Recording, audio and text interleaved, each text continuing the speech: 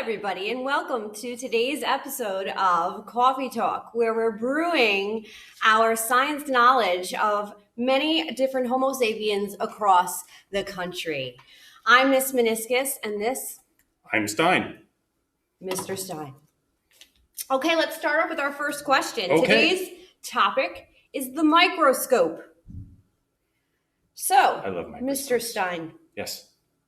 You should carry the microscope by placing your palm on the blank and holding the other with your hand. Please show us the proper technique. I got this, because I'm Stein. So I know how to do this stuff. I know how to do everything. I'm Stein. This part here, right here, is called the arm. Yes, we don't want to spill coffee. I would spill. This is expensive equipment. We can't have anything to eat, drink in the science lab. So this part here is called the arm. This part here is called the base. We lift with two hands. It's like a hot cup of coffee. Sometimes you have to use two hands, okay? And then we put it down. You don't want to go flailing around like that. That's expensive. You can knock over your coffee. So we use arm and the base. That's how we do it. It's all about the base. Thank you, Mr. Stein. You're welcome. Okay, Miss Meniscus, question. Who's it from? Sally in Arkansas? Sally in Arkansas. How did you know that? That's impressive. Okay, how can you prevent your slide from slipping on the stage? Okay, ladies, we have these barrettes that keep our hair, right? Well, the microscope has some fancy barrettes as well. We call them stage clips. I know. I don't know who named them, but I think it's brilliant. Oh, very good. I need a cup of coffee after that. Okay. I have Bill from Oklahoma.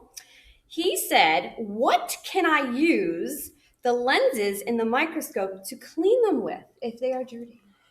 Well, just like a dirty nose and we have to use a tissue to blow our nose, we have a special kind of paper called lens paper. Another brilliant name. I know. It's not rocket science here. It's coffee talk. It's coffee talk. Coffee talk. Lens paper. Clean your lenses. I wonder why. You know, like the school paper towels that are like rough. Why can't you use that? Oh, those will scratch it all up. Scratches. No scratches. You don't want scratches. No, that makes sense. Okay, thank you. Okay, so we've got Antonio from Nebraska. Oh. He wants to know, what is the magnification of the ocular lens? The ocular lens? Like the eye piece? They have such brilliant names to this microscope. I know. You know that Hook and Von Leeuwen Hook? Oh, yes, I know them. They really broke history here. Okay, so this is your ocular lens or your eyepiece, right? And so there is 10, that's where you look with the eye. 10, don't worry, I didn't put one of those black things. Oh, okay, thank you. I'm good.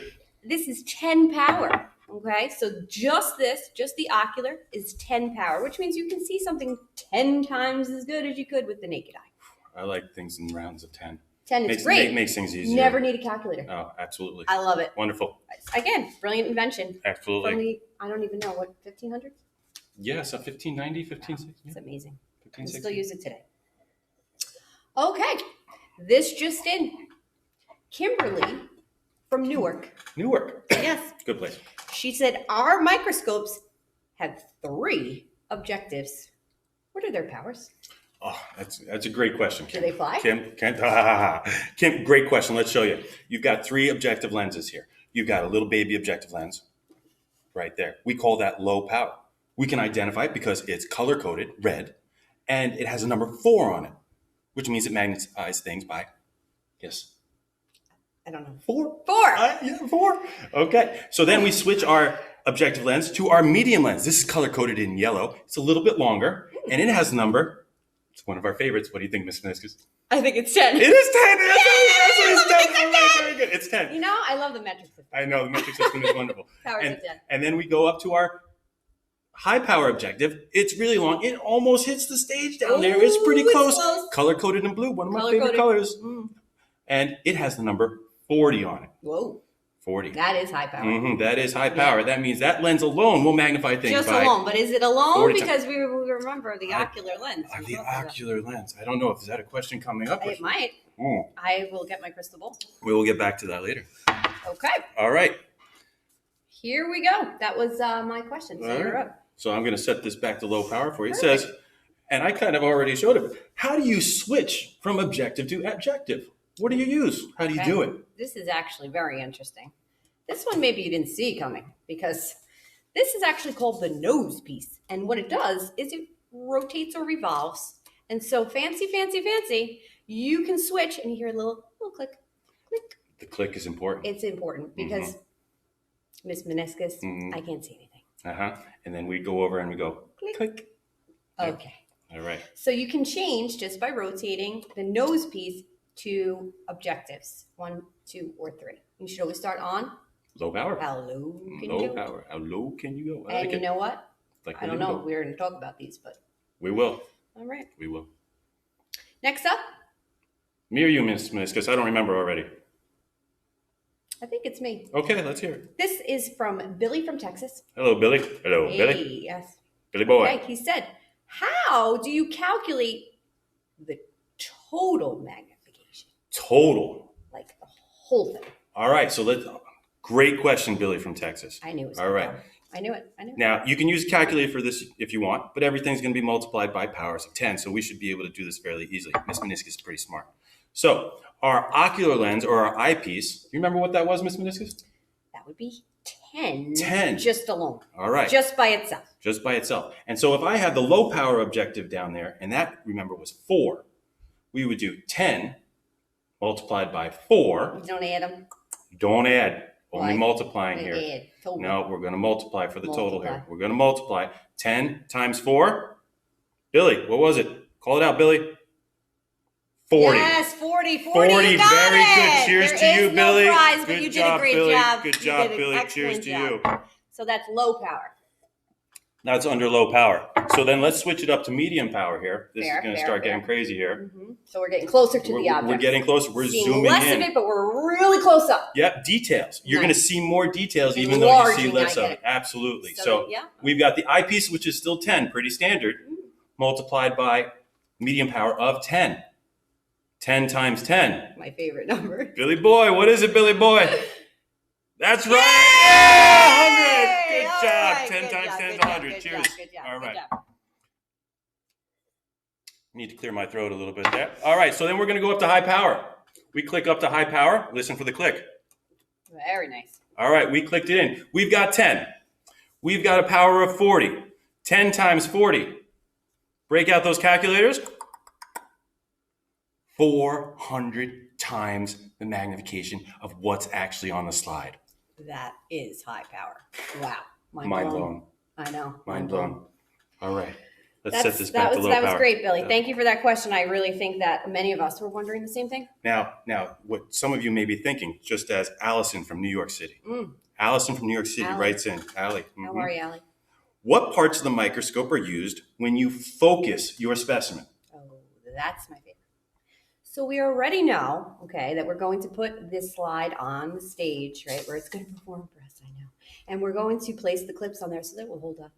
And then we're going to try to focus, right? Focus. Always focus. Must be focused. Focus, Laser-like right? focus. That's the whole idea is we got to focus. So we always start on low, right? You start on low. Can you go? How low can you go? How low can you go? And this microscope goes down to 4, so low. Okay, smallest one, as Mr. Stein had let us know. Who are you again? I'm Stein. Stein. I'm Stein. Mr. Stein. So you go on low. Now here's something over here. I show you. Look at this. This is very, very tricky. You see this one? This and this adjust and move the stage up and down, up and down. This one, not so much. So, Just a little bit. see this Just a one? little bit. It's big.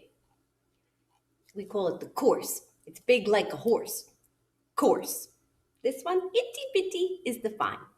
So, which one do we start on? Well, when we're trying to focus under low power, we can use the O in low and the O in course. And of course, you start with the course. And it's big like a horse. That's how you remember. And that's how you find your image. Okay? When you have it in focus, then and only then can you fine tune it and move to a higher power.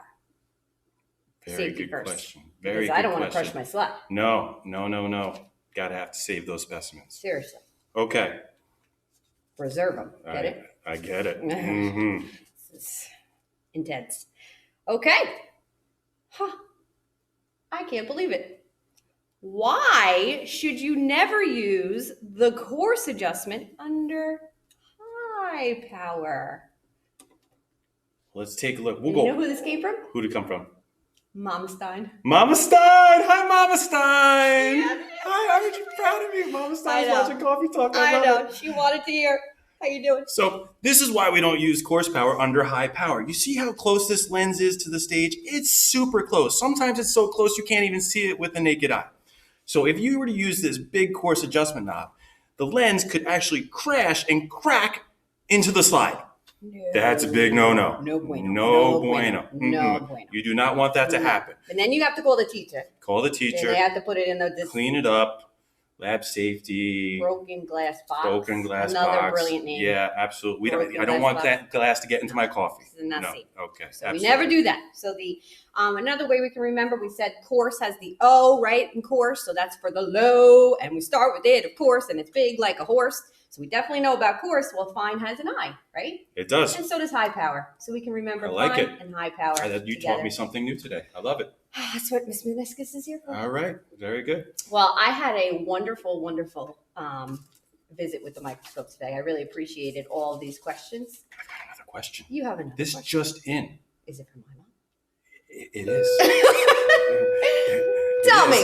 It asked, what structure controls how much light passes through the specimen? Oh, Mom, I'm so glad you asked me this because this is one of my favorite words. Sometimes I can see things, sometimes I can't. I love it. Even trying to spell it is my favorite, actually. Mm-hmm. I like pronouncing it. This is called the diaphragm. Also known as. When you spell it, you call it the diaphragm.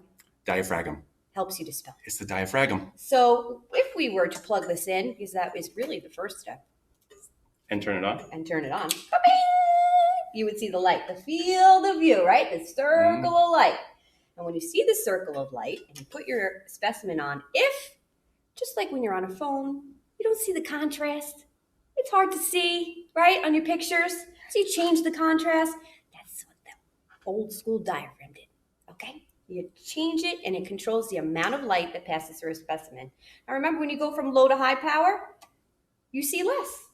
So there's less light that passes through. That is true. It usually gets darker. It does. And you can't do anything about it. That's true. Except good old diaphragm. Diaphragm. It's a little dial. You change it over and you can change the amount of light to see your image better. And that's basically how you use the microscope. Our first guest on this edition of Coffee Talk, where we brew up some really great science questions. Until next time, enjoy.